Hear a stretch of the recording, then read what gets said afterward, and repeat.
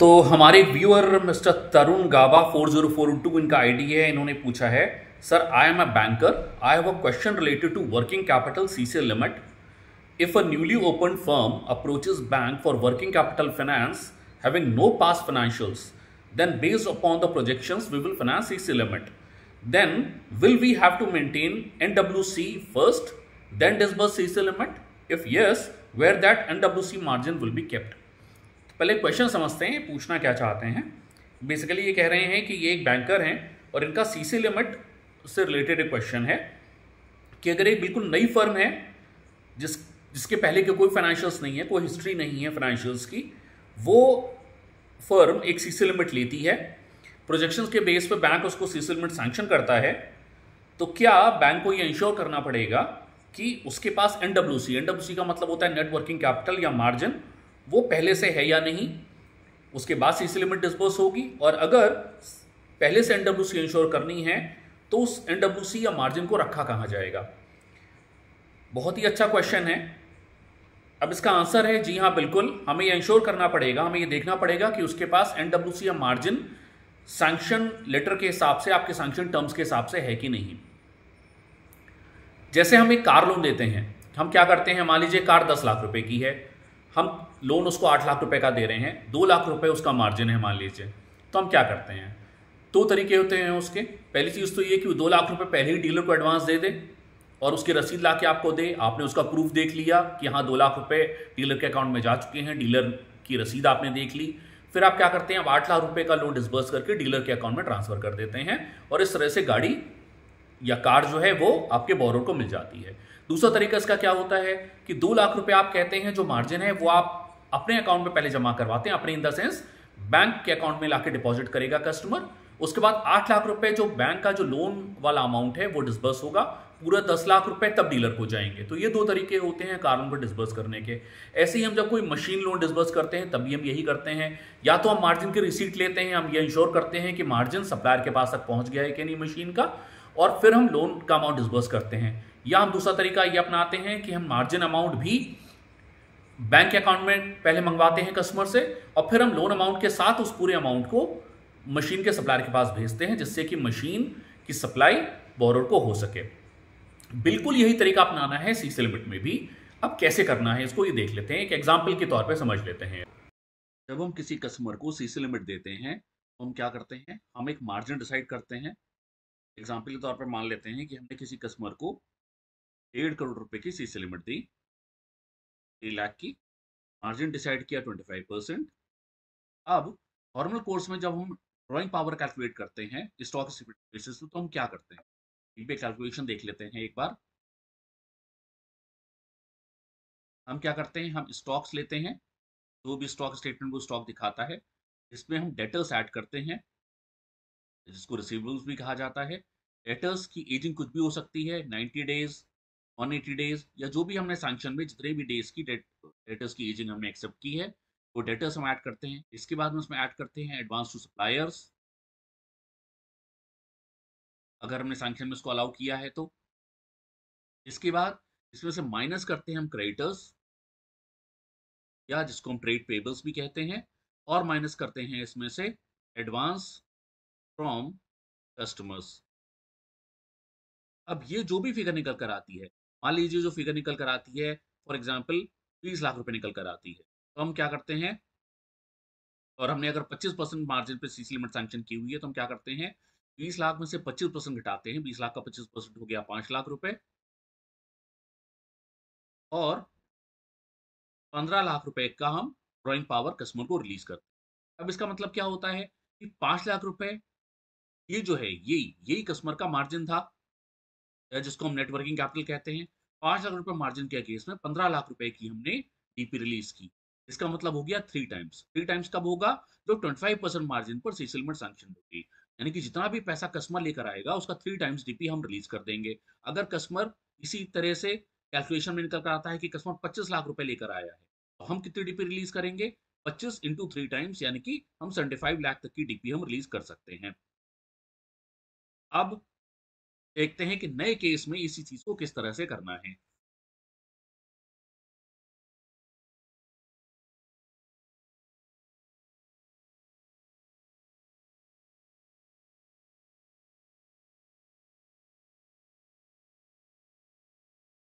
अब एक नया कस्टमर है, हमने उसको 1.5 करोड़ की सीसी लिमिट सैंक्शन की, 25% मार्जिन पर सैंक्शन की।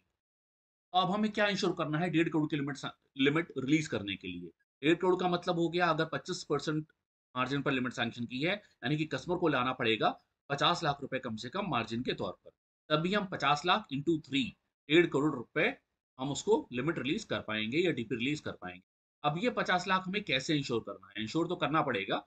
ये इंश्योर कैसे करना है?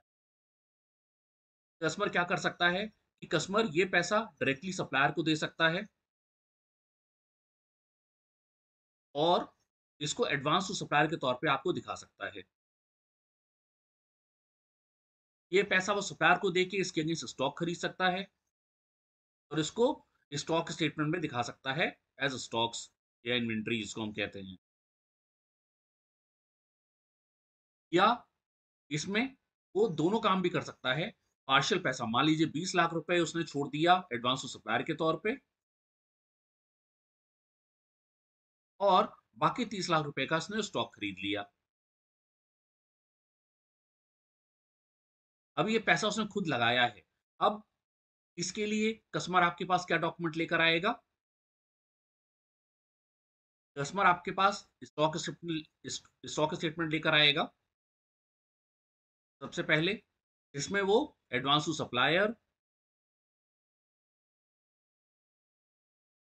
स्टॉक, ये दोनों ही चीजें या इसमें से कोई भी एक चीज वो दिखा सकता है। क्रेडिटर्स इस केस में नील होंगे, क्योंकि अभी उसने उधार पर कोई भी माल नहीं उठाया होगा।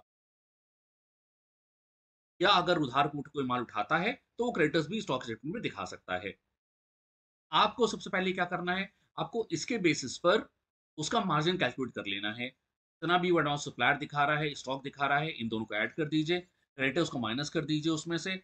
और अगर by chance advance from customers कुछ आया हुआ है कस्टमर के पास, तो वो भी हम माइनस कर देंगे, तो उसका नेट मार्जिन निकल कर आएगा कि कस्टमर कितना मार्जिन अपने बिजनेस में शुरू में लगा चुका है।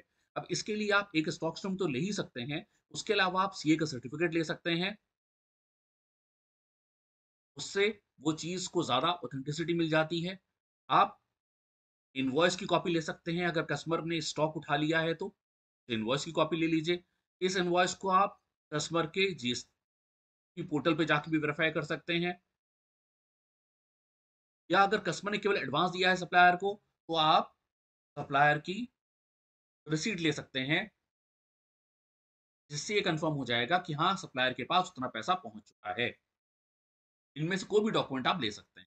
अब मान लीजिए इनिशियली वो डॉक्यूमेंट जो लेकर आता है उसके बेसिस पर ये जो फिगर निकल कर आती है, advance supplier plus stocks minus creditors minus advance from customers, ये पूरी फिगर निकल कर आती है 30 लाख। और आपने 25% मार्जिन पर लिमिट सैंक्शन की हुई है, तो आप क्या करेंगे? इनिशियली 30 इंटू 3, यानी कि 90 लाख की डीपी या 90 लाख की सीसी लिमिट ही रिलीज करेंगे। जब 90 लाख की सीसी लिमिट आप रिलीज कर देंगे तो ये कस्टमर को पैसा मिल जाएगा। कस्टमर इससे और माल खरीदेगा, और या सप्लायर को एडवांस देगा, माल को बेचेगा भी, उससे डेटर्स भी क्रिएट होंगे। इसके अलावा अब कस्टमर जब अगली बार स्टॉक लेकर आएगा, तो क्या होगा? 30 लाख रुपए वो पहले लगा चुका था, 90 लाख रुपए हमने दे दिए। अब टोटल 1 करोड़ 20 लाख रुपए तो उसके पास हो गए। 1 करोड़ 20 लाख का स्टॉक दिखाई देगा आपको।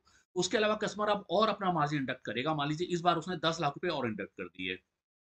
तो क्या होगा? अब आपके पास जो स्टॉक टोटल आएगा वो 30 लाख प्लस 90 लाख और प्लस 10 लाख, यानी कि 1 करोड़ 30 लाख रुपए का स्टॉक स्टेटमेंट आएगा, जिसमें से 90 लाख रुपए तो आपका था क्योंकि आपने रिलीज करी थी लिमिट, और 40 लाख रुपए हो गया कस्टमर का।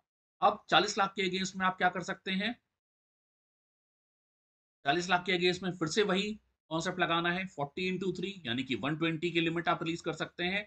लेकिन 90 की लिमिट आप पहले रिलीज कर चुके हैं जब वो 30 लाख रुपए लाया था, तो यानी कि अब आप 30 लाख रुपए की डीपी और रिलीज कर देंगे या सिस लिमिट और रिलीज कर देंगे। इस तरह से जब कोई भी फ्रेश लिमिट हम सैंक्शन करते हैं जहां पर कि कस्टमर के कोई एग्जिस्टिंग फाइनेंशियल नहीं होते हैं, तो आप हर बार कस्टमर से डॉक्यूमेंट्री एविडेंस लेंगे, जो कि स्टॉक स्टेटमेंट होगा, सीए का सर्टिफिकेट हो सकता है, वॉइसेस हो सकते हैं, या सप्लायर की रिसीट हो सकती है, इवन बैंक स्टेटमेंट हो सकता है जिसमें आपको दिखाई देगा कि हाँ कस्टमर के अकाउंट से पैसा सप्लायर को गया है। ये सारे डॉक्यूमेंट्स या इनमें से कोई भी डॉक्यूमेंट्स आप ले सकते हैं अपने सेटिस्फैक्शन के लिए, जहां से कस्टमर का मार्जिन आप इंश्योर कर पाए, और इस तरह से स्टेजेस में आपको लिमिट रिलीज करते चले जाना है, पूरी लिमिट एक साथ रिलीज नहीं। यहां पर हमने बात की थी कि जब मार्जिन 25% था, इसी तरह से मार्जिन जब ज्यादा हो, फॉर एग्जाम्पल मार्जिन आपने 40% मार्जिन पर लिमिट सैंक्शन करी हो, उस केस में आपको क्या करना है, उस केस में 40% अगर कस्टमर का मार्जिन है, यानी कि 60% आपका शेयर हुआ, 60% लिमिट का शेयर हो गया। अब आपको जो रेशियो अपनाना पड़ेगा 60/40 का अपनाना पड़ेगा, यानी कि 1.5 का, यानी जितना भी पैसा कस्टमर लेकर आएगा, मान लीजिए कस्टमर लेकर आता है 50 लाख रुपए इनिशियली, तो आप कितनी लिमिट रिलीज करेंगे, इसका 1.5 टाइम्स, यानी कि 75 लाख आप रिलीज करेंगे। ऐसे ही जैसे जैसे कस्टमर का मार्जिन बढ़ता चला जाएगा, हर बार आपको 1.5 टाइम्स करते चले जाना है। जितनी लिमिट आप पहले रिलीज कर चुके हैं वो घटा दीजिए और बाकी की लिमिट आप रिलीज करते चले। तो ये तरुण जी का सवाल था जिसमें उन्होंने पूछा था कि नेटवर्किंग कैपिटल बिल्कुल नए केस में, जिस फर्म की कोई फाइनेंशियल्स नहीं, कोई हिस्ट्री नहीं है, तो नेटवर्किंग कैपिटल हमें रखना है कि नहीं रखना, और रखना है तो उसको कैसे रखना है और कैसे इंश्योर करना है। तो हमने कोशिश की है उनके सवाल का जवाब देने की। अगर इसके बाद भी कोई डाउट होता है किसी को भी, बैंकिंग से रिलेटेड किसी भी सीसी लिमिट के में कोई इशू आता है, टर्म लोन में कोई इशू आता है, बिजनेस लोन से संबंधित कोई भी क्वेश्चन है, तो आप हमें डायरेक्टली हमारे चैनल पे जाके आप क्वेश्चन पुटअप कर सकते हैं, हम कोशिश करेंगे जवाब देने की। So thanks for watching, bye bye, take care.